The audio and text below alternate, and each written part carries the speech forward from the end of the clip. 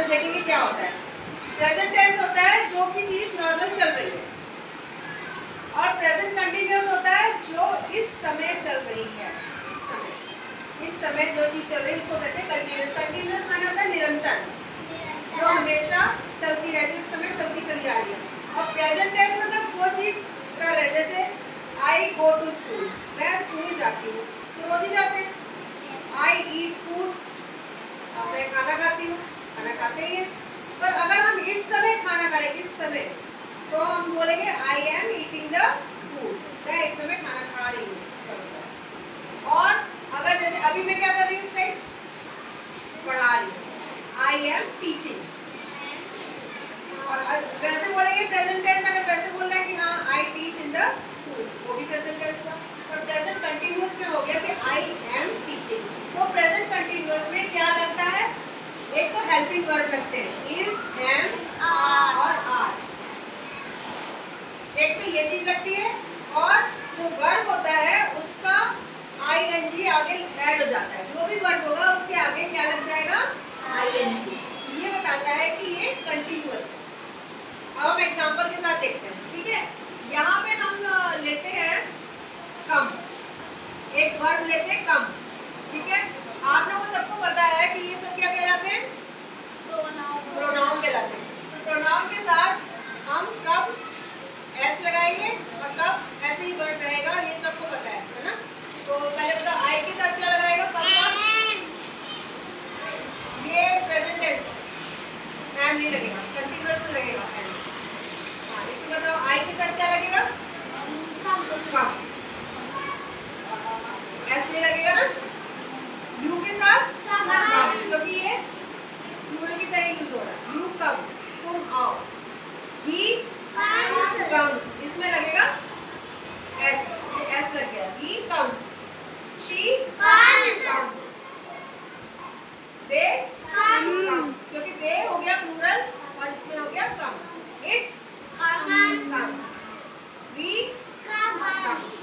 तो इतना तो सबको पता ही है।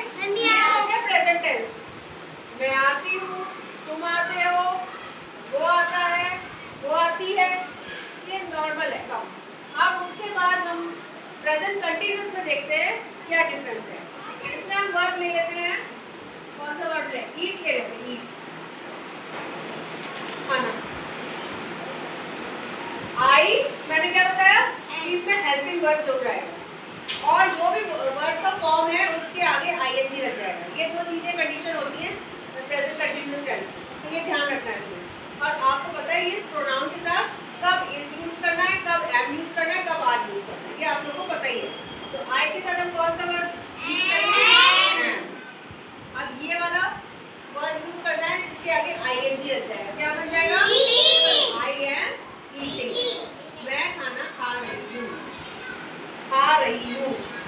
वही उसमें निरंतर वाला चलेगा, यू के साथ पहले बताओ क्या लगेगा, अब ये लग जाएगा ईटिंग, फिर से आईएनजी आ गया ना।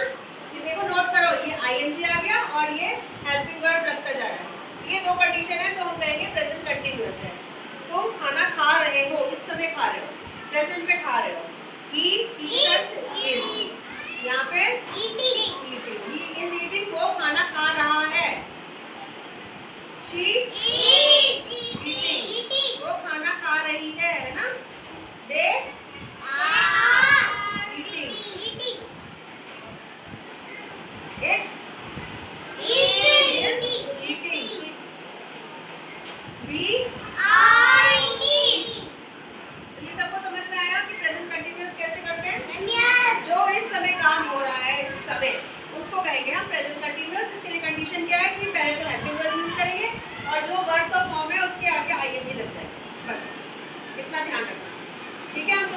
एग्जांपल्स देखते हैं। पहले तो एग्जांपल में हिंदी में देखो, जहाँ पर भी क्या चीज़ कॉमन है, जा रही हूँ, सो रहा है, रहा रहे, इस तरीके से आ रहा है। इससे पता चलता है कि ये प्रेजेंट कंटिन्यूअस है, ठीक है। अब इसको हम ट्रांसलेट करते हैं इंग्लिश में। मैं स्कूल जा रही हूँ, मतलब इस समय मैं स्कूल जा रही हूँ, तो मैं का क्या हो जाएगा, आई के साथ कौन सा हेल्पिंग वर्ब आता है, आई एम गोइंग, जा रही हूँ का हो जाएगा गोइंग, आईएनजी लग गया। कहाँ जा रही हूँ,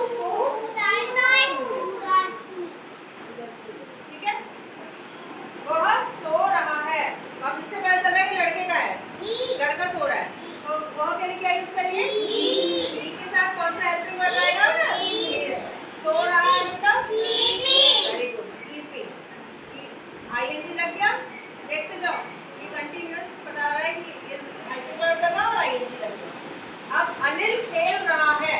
अनिल हाँ, खेल रहा का कह देंगे प्लेइंग। Anil is playing. यहाँ पर भी देखो आईएनजी लग गया और ये हेल्पिंग वर्ब। वे जा रहे हैं। वे का वे तुम होता है यू। वे वे जा रहे हैं। They are कहाँ जा रहे हैं ये नहीं पता, पर they are going। तो ये अब समझ में आ गया? कितना easy है कि आपको ट्रांसलेट भी बिल्कुल आराम से करना है। पहले तो हेल्पिंग वर्ब लगाना है, आईएनजी में लगाना है, जो क्रिया है, वर्ब है। ये क्रिया होती है ना, सो रहा है, खेल रहा है, जा रहे हैं, ये सब क्रिया है, वर्ब है। तो इसमें इसके आगे आईएनजी लग जाएगा, बस बन गया प्रेजेंट कंटीन्यूअस टेंस। आगे समझ में?